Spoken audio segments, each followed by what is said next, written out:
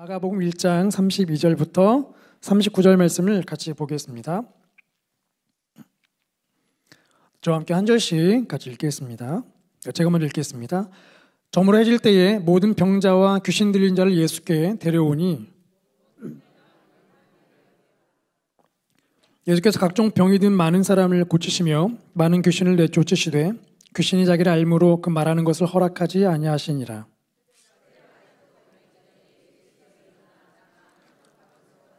거기서 기도하시더니 시몬과 및 그와 함께 있는 자들이 예수의 뒤를 따라가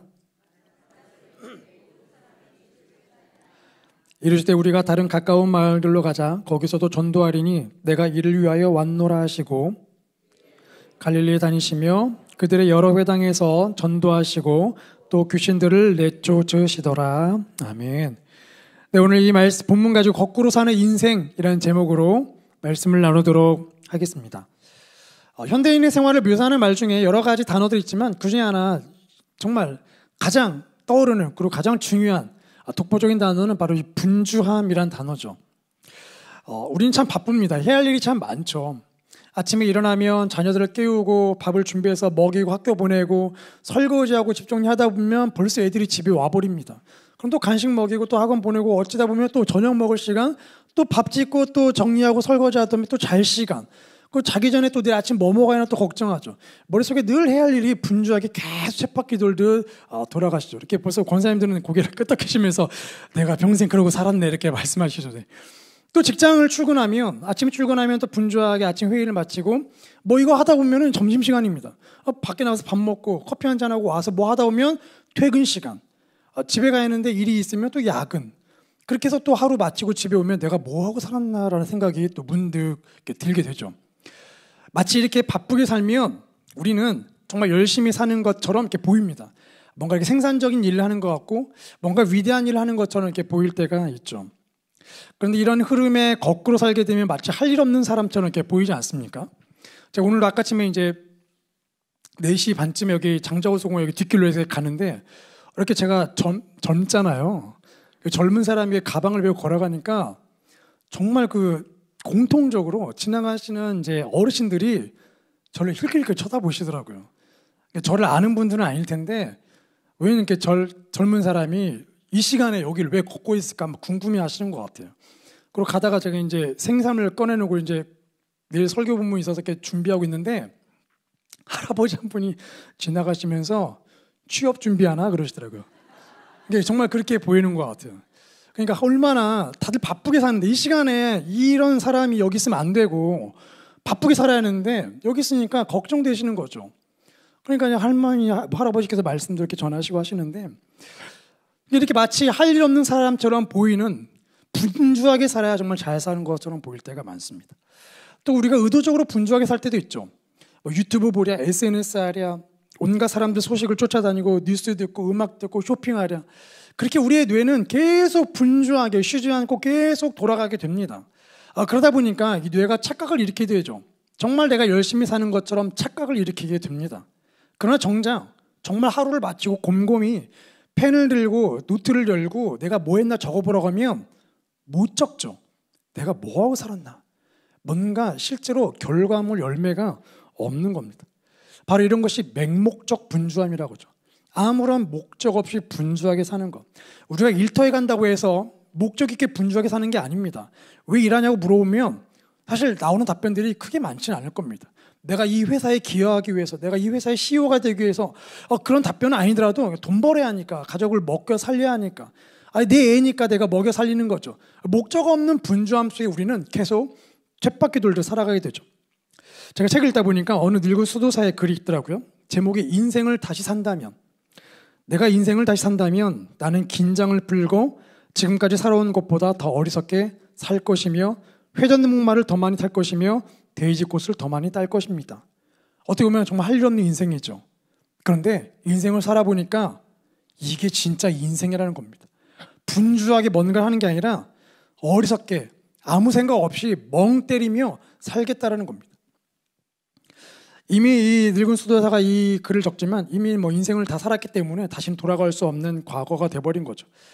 저희도 이렇게 살면서 그 분주함을 이렇게 깨닫게 될 때가 있습니다. 그때마다 내가 이렇게 살지 말아야지라고 마음을 먹지만 다시 또 다음 날이 되면 또 어느새 맹목적 분주함 속에 살아가고 있는 우리 모습을 발견할 때가 있죠.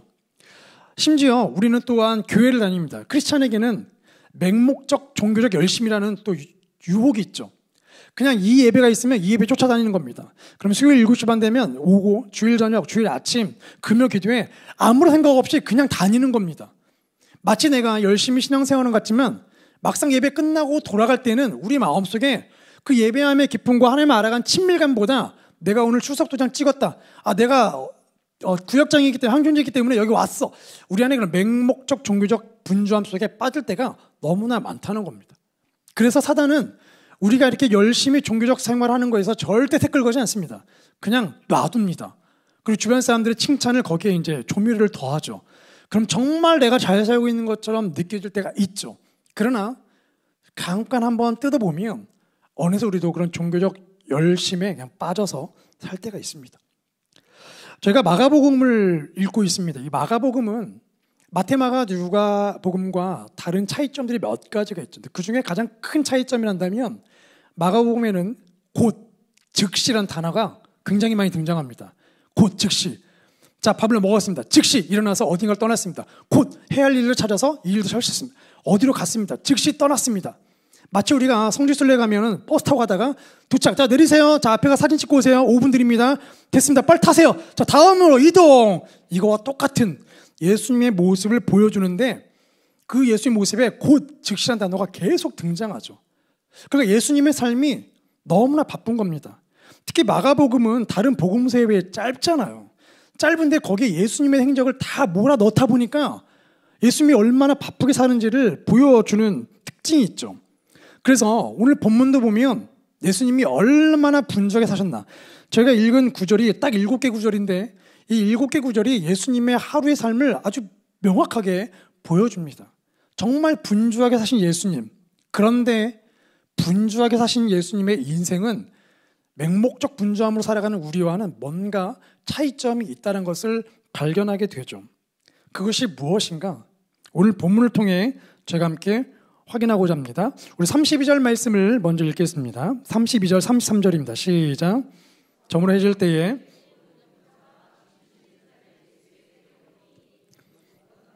그 문 앞에 모였더라. 아멘. 첫 번째 우리가 보게 되는 것은 예수님은 바쁘게 사셨다는 겁니다. 정말 분주하게 사셨습니다. 오늘 본문을 보면 저물어 해질 때에 환자들이 다 몰려오죠. 저물어 해질 때에. 지금 이렇게 저물어 해가 졌는데 이 교회에 수많은 환자들이 몰려온 겁니다.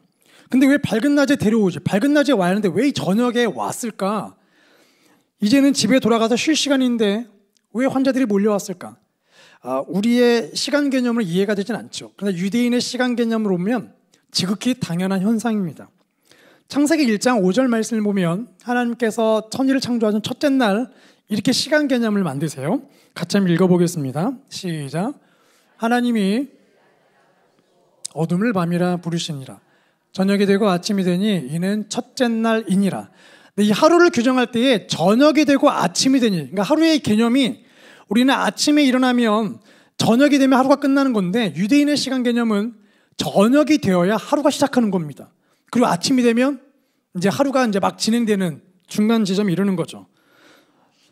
그러니까 저물어 해질 때라는 말은 무슨 말이냐면 하루가 마치는 게 아니라 하루가 지금 시작되어서 병자들이 지금 예수님께로 몰려왔다는 겁니다. 우리는 하루가 마칠 때 이 저녁이 이제 하루를 마치고 쉬어야지라는 개념인데 유대인들은 이 저녁의 쉼을 통해서 하루를 시작하게 되는 독특한 개념이죠. 그래서 유대인들 그날 환자들이 예수님께 몰려온 겁니다. 근데 조금 더 이해를 하려면 이제 그 앞에 구절을 저희가 좀 보면 이해가 되는데 우리 마가복음 1장 21절부터 23절 말씀을 같이 읽어보겠습니다. 시작. 그들이 가버나움에 들어가니라. 회당에 들어가 가르치심에 뭇 사람이 그의 교훈에 놀라니 이는 그가 가르치시는 것이 권위 있는 자와 같고 서기관들과 같지 아니함일러라. 마침 그들의 회당에 더러운 귀신 들린 사람이 있어 소리질러 이르되. 근데 본문을 보면 그날 안식일이었습니다. 예수님 회당에 가셨는데 거기서 귀신 들린 사람을 만나게 되죠. 그 사람을 고쳐주십니다. 이런 거 하면 안 되는데 안식일에는 그런 일을 하면 안 되는데 고쳐주셨습니다.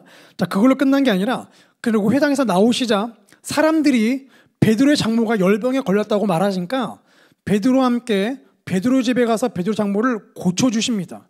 자, 그리고 그 저녁이 된 겁니다.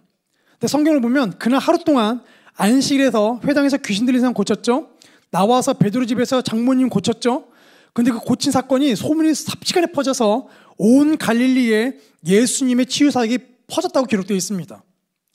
그런데 이제 문제는 그 갈릴리 지역에 병든 사람이 한두 명이 아니죠. 엄청나게 많은 사람들이 있는데 예수님을 만나러 오고 싶은데 만나러 오면 안 되는 겁니다. 왜냐하면 그날 안식일이거든요. 안식일에는 1km 이상을 걸어가면 일하는 겁니다. 그러니까 1km면 굉장히 가까운 거리죠. 그러니까 많은 사람들이 예수님께 그 베드로의 장모 집에 오고 싶은데 못 오는 거예요. 오면 1km 이상 되니까 그럼 일하는 거죠. 안식을 범하는 거죠. 쫓겨날 수 있습니다. 그러니까 못 오는 겁니다. 그래서 꾹 참고 있는 거예요. 안식일만 끝나라. 꾹 참고 있다가 저물해질 때 안식일이 이제 끝났죠. 새로운 날이 시작되자마자 해가 지자마자 바로 짐 싸들고 그날 베드로의 장모집 앞으로 다 모여든 겁니다. 그러니까 이걸 보면 그 당시 이 갈릴리 지역에 가버나움 지역에 병 고침을 받고자 하는 사람들이 얼마나 많았는지를 알 수가 있죠. 얼마나 그들이 간절했겠습니까? 그러니까 안식일만 제발 끝나라. 제발 끝나라. 아마 머릿속에 숫자적 개념이 분명한 사람은 1km를 가면 안 되니까 1000m를 가면 안 되니까 900m까지 걸어간 다음에 나머지 100m 좀만 헤어마치자마자 내가 첫 번째로 예수를 만나야지. 뭐 그런 열정 있는 사람들도 아마 굉장히 많았을 겁니다. 그 당시에 간절한 사람들이 엄청나게 많았다는 거죠.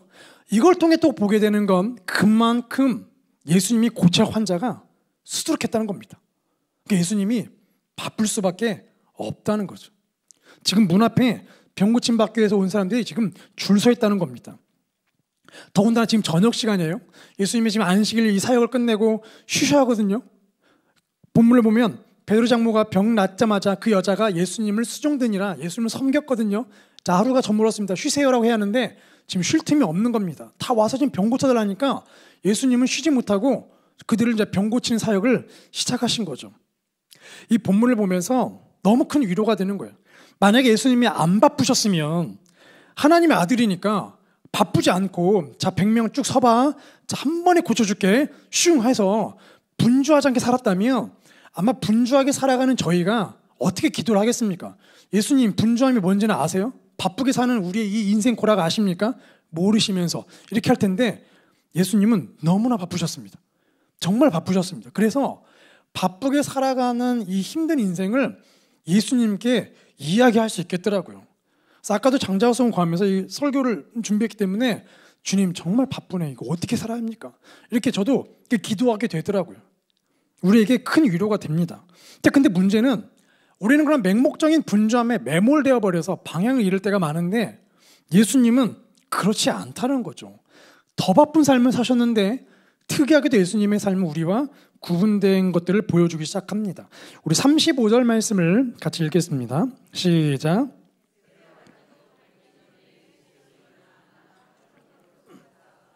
기도하시더니 아멘.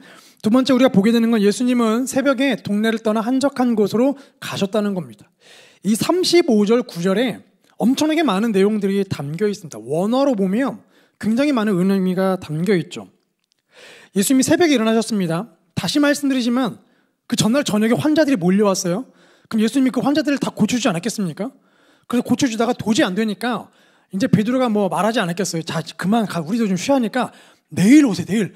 뭐 어떻게든 보내지 않았겠습니까? 아마 예수님도 뭐 주무셨겠죠. 잠깐 주무셨을지 모릅니다. 그런데 새벽 아직도 밝기 전에 아직 동트기 전에 예수님이 일어나셔서 한적한 곳으로 가셨다라고 기록되어 있죠.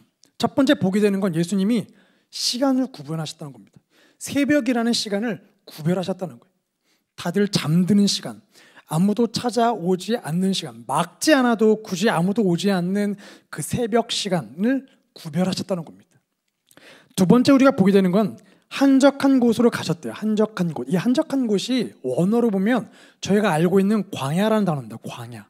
예수님께서 조용한 곳, 골방으로 가신 게 아니라 집을 나서서 광야로 가신 거예요. 광야. 광야면 마을 앞에 광야가 있지는 않겠죠.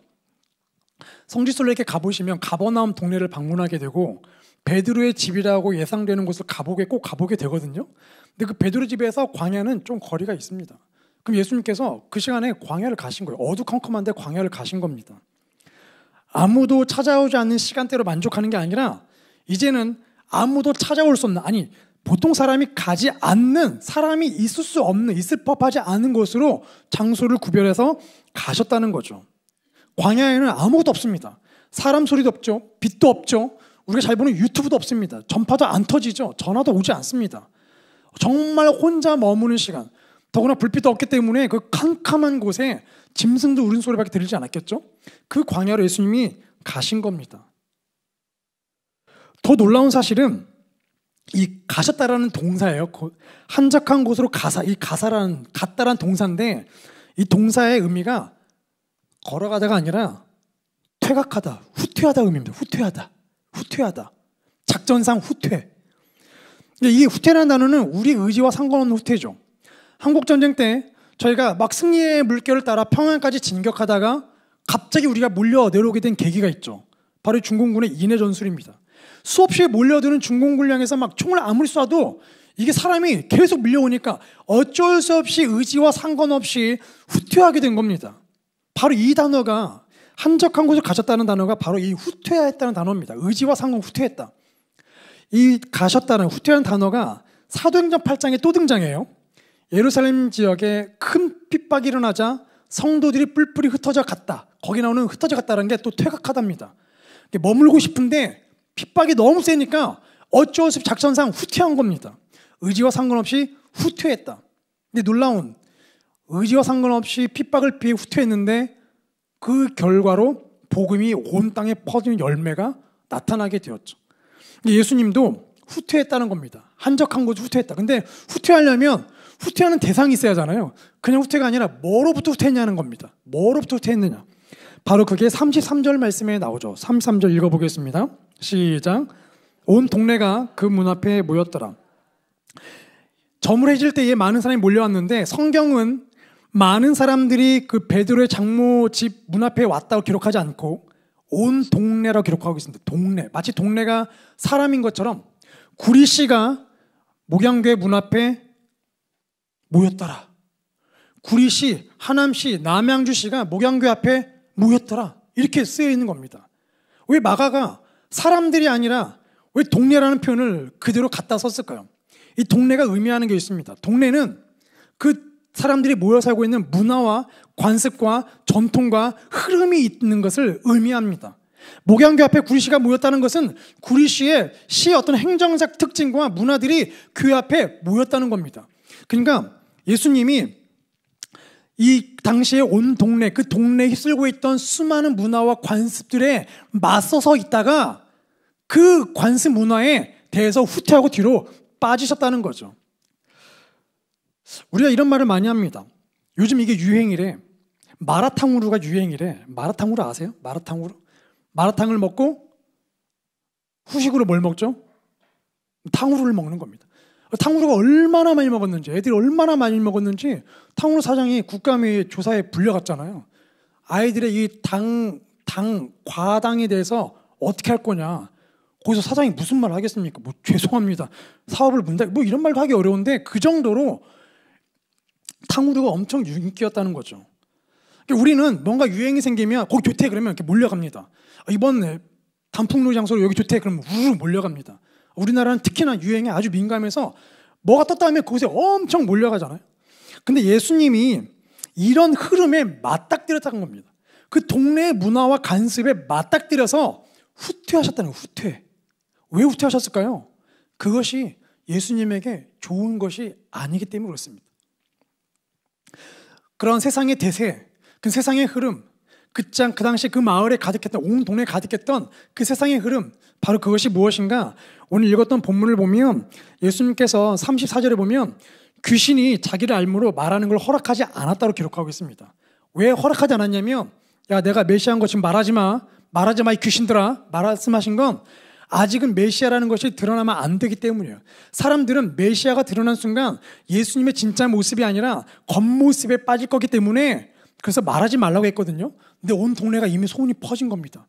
메시아가 왔다는 소문이 퍼져서 예수님을 만나러 온 겁니다. 즉 예수님이 지금 그 당시에 이스라엘 백성들이 그렇게 기다리던 영웅이 되어버린 겁니다. 우리의 영웅이 되어주세요. 우리를 구해주세요. 인기남, 인싸가 되어버린 거죠. 그렇기 때문에 그 인싸, 그 인기, 유행, 대세에 대해서 받아들인 게 아니라 그래 너희들이 기다리던 메시아가 나다. 우와 길을 열어라가 아니라 그런 분위기에서 뒤로 빠지셨다는 겁니다. 그리고 광야 가서 무엇 하십니까? 기도하시죠. 기도. 사람들의 수많은 요구에 귀를 닫고 오직 한 하나님께만 귀를 열고 하나님의 음성에 귀를 기울이셨다는 겁니다. 이 세상의 문화적 흐름에 눈을 닫고 하나님의 영적 흐름에만 눈을 열고 집중하셨다는 거죠. 하나님, 이 광야가 길이 없는데 수많은 사람들이 길을 보여달라고 하는데 제가 어떤 길을 보여줘야겠습니까? 수많은 사람들이 저에게 요구를 하는데 제가 무슨 일을 해야겠습니까? 하나님께 묻는 거죠. 그럼 기도는 일방적인 요구가 아니라 대화입니다. 하나님과 대화하는 거죠. 이사야 6장처럼 이사야 선지자가 하나님과 대화합니다. 하나님과 대화를 주고받죠. 그 주고받은 결과 이사야가 하나님의 뜻을 깨닫게 됩니다. 그러니까 우리가 나를 창조하신 하나님과 대화를 하게 되면 세상이 말하는 내가 아니라 하나님이 창조한 진짜 나를 발견하게 되죠. 하나님과 대화를 하게 되면 세상이 요구하는 일들을 내가 보는 게 아니라 하나님께서 나에게 주신 일, 사명을 발견하게 되는 겁니다. 그러니까 예수님께서 새벽 기도하신 게 뭐냐면 그냥 주구장창 막 요구하시고 하나님께 간절히 구하고 땡 끝난 게 아니라 하나님께 묻고 하나님의 대답을 듣고 내가 해야 할 일이 무엇인지 묻고 사명을 들으셨다는 거예요.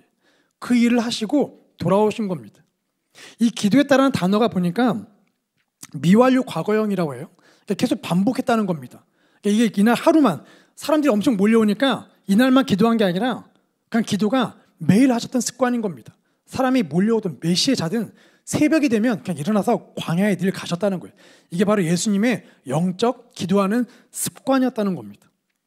제가 예전에 승리하는 습관이라는 책을 보다가 너무 마음에 와닿아서 제가 이렇게 컴퓨터 모니터에 붙여놓은 글귀가 있습니다. 이 스테판 커리라는 지금 NBA 지금 미국 농구계에서 마이클 조던 뒤를 잇는 선수로 아주 유명한 3점 슈터인데요. 그 유명한 선수가 이런 말을 합니다. 오늘 당신이 반복하는 습관이 미래의 당신의 위치를 결정한다. 오늘 내가 하는 습관이 당신의 미래의 위치를 결정합니다. 우리가 매일 유튜브를 보는 습관이 있다면 그 유튜브 때문에 내 미래가 결정된다는 겁니다. 내가 매일 무엇 하든지 이 습관이 내 미래를 결정한다는 거예요. 예수님이 매일 아침 새벽에 했던 이 영적 습관이 예수님의 미래의 위치, 즉 골고다 십자가에 올라가야 하는 그 길을 결정하게 된 계기가 된 겁니다. 그래서 이 영적 습관이 중요한 거죠. 세상의 수많은 소리에 수많은 요구, 수많은 대세, 영적 유행 이런 흐름에서 우리가 후퇴해서 시간과 장소를 구별해서 하나님을 만나는 것, 바로 이것이 예수님의 영적 습관이었던 겁니다. 그럼 이 영적 습관이 결국 무엇을 만들어냈나? 우리 36절부터 39절 말씀 읽겠습니다. 시작. 시몬과 및 모든 사람이 주를 찾나이다. 이르시되 우리가 다른 가까운 마을들로 가자. 거기서도 전도하리니 내가 이를 위하여 왔노라 하시고 이에 온 갈릴리에 다니시며 전도하시고 또 귀신들을 내쫓으시더라. 아멘. 이 기도 습관을 통해 예수님은 대세를 거부하고 다른 마을들로 가시게 된 겁니다. 오늘 본문을 보면 예수님이 한적한 곳으로 가셨잖아요. 근데 그때 시몬과 제자들이 예수님의 뒤를 따라왔다고 기록하고 있습니다. 따라왔다. 이 따라왔다는 단어가 또 웃긴 게 그냥 졸졸졸 좋아하는 사람 뒤를 따라가는 단어가 아니라 기어코 쫓아가다. 아주 추격해가지고 추격해서 따라 붙다라는 단어입니다. 그러니까 이거를 의미해 보면 상대방의 의지와 무관하게 기어코 따라잡은 겁니다. 범인이 도망가고 있는데 쫓아오지 말라는데 기어코 경찰과 형사가 따라잡은 것처럼 그날 예수님이 아마도 새벽에 일어나서 기도하러 가시면서 제자들에게 말씀하셨는지 모르겠어요. 야, 나 지금 기도하러 가니까 나 맨날 기도하는 거 알지? 나 기도하러 가니까 찾지 말아라. 알아서 내가 올 테니까 찾지 말아라. 뭐 이렇게 하셨는지 어쨌든 예수님의 습관을 따라 갔습니다. 그런데 이 본문의 단어를 통해 유추해 보는 건 그런데 기어코 제자들이 광야로 와서 예수님을 찾아냈다는 겁니다. 그 오지 말라니까 기어코 찾아냈다는 거예요. 근데 우리가 뭔가 중요한 일이 있으면 그럴 수 있죠. 중요한 일이 있으면 나한테 전화하지 말라고 해도 중요한 일이 있으면 전화하게 되어 있습니다. 그러면 제자들이 얼마나 중요하고 급한 일이었길래 기어코 예수님을 쫓아와서 예수님의 기도의 흐름을 끊고 예수님을 붙잡았을까? 이렇게 대답합니다. 예수님, 모든 사람이 줄을 찾습니다. 지금 새벽인데 아마 집에 가라고 한 사람들이 집에 안 가고 새벽에 그 앞에 있었나 보죠? 동이 트기 시작하니까 이제 또 아침 밝았으니까 예수님을 또 찾아왔다는 겁니다. 거기 단어가 모든 사람이 줄을 찾습니다. 이 말만 들어도 벌써 긴박하지 않습니까? 모든 사람이, 한 명이 아니라 모든 사람이 줄을 찾습니다. 그러니까 지금 이 말인 거예요. 주님, 지금 기도할 때가 아니에요. 지금 정신 차리세요. 지금 모든 사람이 줄을 찾습니다. 빨리 와, 병 고치셔야 돼요. 여러분, 예수님과 이 베드로와 시몬과 제자들 관계는 스승과 제자입니다. 그러면 제자한테 요구할 게 아니라 스승이 말하고 스승이 행동하는 것을 보고 따라가야거든요. 근데 지금 바뀌었습니다. 지금 스승한테 와서 빨리 고치라는 겁니다. 지금 당신은 기도할 때가 아니라 스승이요, 정신 차리십시오. 와서 빨리 모든 사람을 다 고치셔야 합니다. 지금 그들의 필요에 반응해달라는 거예요. 그들의 요구를 지금 들으셔야 합니다. 뭐 하십니까? 메시아니까 빨리 그들을 구해주셔야죠. 이미 제자들도 잘못된 메시아 사상에 빠져버린 거죠. 근데 예수님의 답변을 보면 아니야. 다른 가까운 마을들로 가자라고 말씀하십니다. 아니야, 더 이상 너희 장모 집 안 가고 옆에 있는 가까운 마을로 가자. 사람들의 요구에 거꾸로 반응하십니다. 그곳이 아니라 다음 마을로 가자. 지금 그곳에 가면 수많은 사람들의 그 요구사항이 있고 그 요구사항을 들어주게 되면 정말 예수님의 인기 더 올라가거든요. 그럼 진짜 예수님 완전 인사되는 겁니다. 근데 그게 중요한 게 아니라 지금 다른 마을로 가야 한다. 여기 나오는 마을이라는 단어는 규모가 작은 촌락을 의미합니다. 지금 가버나움에 계신데 가버나움보다 더 작은 촌락. 그러니까 오히려 더 큰 도시로 가자. 야, 더 빛이 있는 곳, 더 큰 도시로 가서 더 유명해지자. 이게 아니라, 아니면 가버나움과 비슷한 사이즈로 가자가 아니라 더 작은 마을, 소외된 지역, 아무도 알아주지 않는 그런 마을들로 가자. 오히려 반대 거꾸로 가고 계신 걸 볼 수가 있죠. 더군다나 본문을 보시면 다른 마을로 가자. 다른 데 가서 전도하자 말씀해요. 전도하자. 병 고치자가 아니라 전도하자. 전도는 설교입니다. 하나님 나라를 가르쳐주는 거거든요. 그러면 지금 병 고치는 것 때문에 많은 사람이 몰려왔으면 야, 다른 마을로 가서 병 고쳐주자가 하셨을 텐데 병 고치는 게 중요한 게 아니라는 거예요. 지금 눈에 보이는 것이 중요한 게 아니라 하나님 나라를 전해야 한다. 지금 사람들은 병 고침에 눈이 멀었거든요. 그러니까 잘못된 메시아 사상, 눈에 보이는 뚜렷한 그런 기적들에 목말라 있다 보니까 하나님의 아들이 오신 이유가 왜곡될 수 있다는 겁니다. 그러니까 그게 중요한 게 아니라 하나님 나라를 정하는 게 더 중요하다는 겁니다. 어떻게 이런 결정을 하실 수 있을까요? 내가 이를 위하여 왔노라. 예수님 분명히 말씀하십니다. 내가 이를 위하여 왔노라. 하나님과 한적한 곳에서 하나님과 교제를 하면서 하나님께 귀를 기울였기 때문에 세상의 수많은 요구가 아니라 하나님의 소리를 통해서 자신의 사명을 발견한 겁니다. 그래서 내가 이를 위해서 왔다고 말씀하신 거예요. 그런데 그에 비해 한적한 공간, 그런 공간에서 기도가 없던 제자들은 역시나 세상의 사명에만 반응하죠. 세상 사람들의 필요와 그들의 요구에만 반응하며 살아가는 것을 보여줍니다. 이 세상 사람들의 요구, 세상의 요구는 우리를 영웅으로 너무나 빨리 만들어주죠. 이번에도 저희가 고등부에서 야외 예배를 드리는데 뭔가 이렇게 어떤 애 끙끙 가고 있어서 내가 도와줄까? 도와줬습니다. 정말 쉬운 거였거든요. 도와줬는데 그 친구가 와 대단하시네요. 반응하니까 저도 모르게 뭘 이런 걸 가지고 저도 모르게 우쭐하게 되더라고요.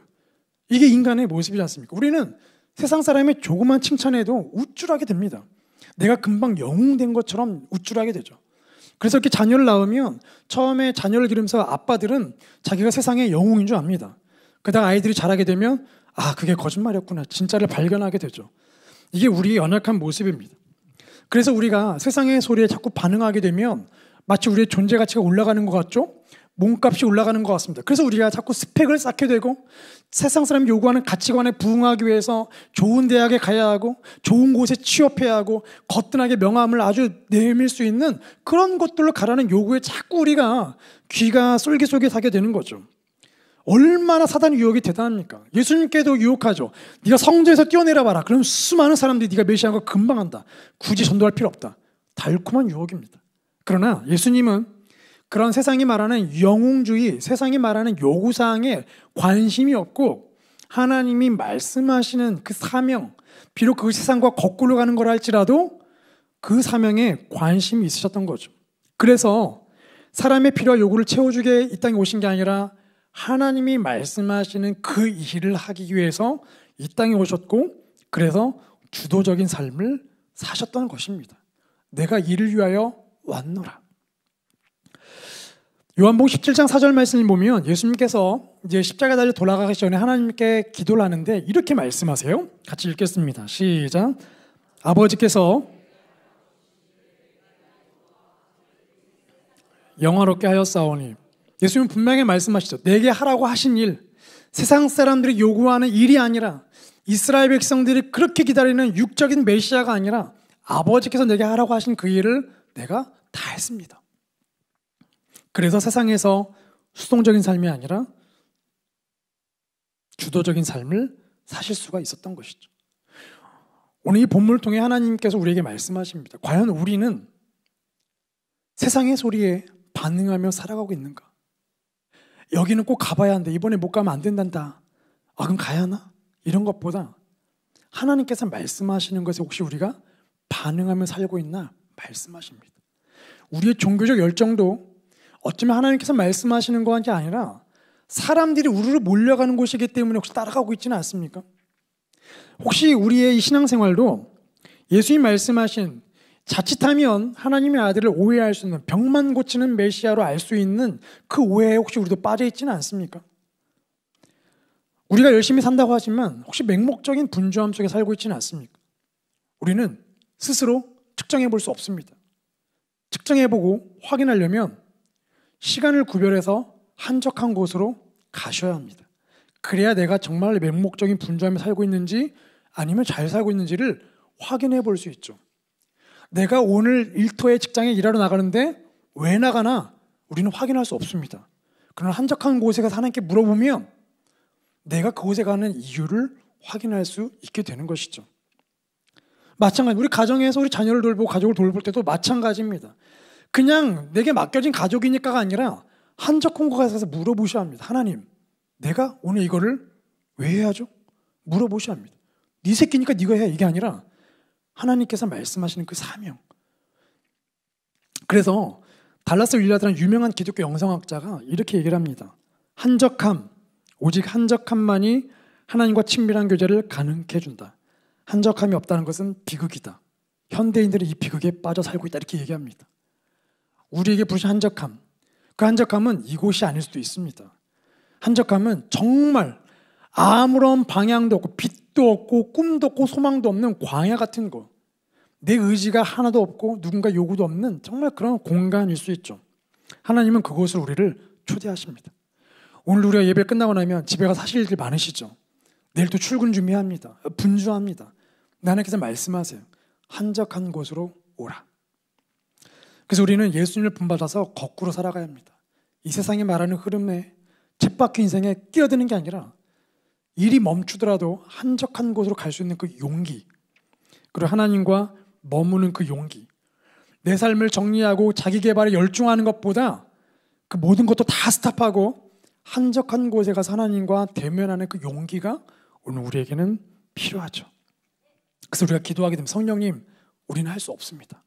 우린 여전히 그 세상의 흐름과 요구에 너무 반응하며 살아갑니다. 저를 도와주십시오. 한적한 곳에 나가 내가 부르짖기보다 먼저 하나님께 귀를 기울이게 해주세요. 하나님의 음성을 듣게 해주세요. 수많은 나의 소리가 있지만 다 스탑하고 하나님의 음성을 들을 수 있게 해주세요. 이것이 오늘 우리의 기도가 되고 그때 비로소 세상과 거꾸로 사는 인생, 정말 제대로 살아가는 인생이 될 것입니다. 그래서 함께 이 시간 이 말씀을 기억하면서 함께 찬양하고 싶습니다.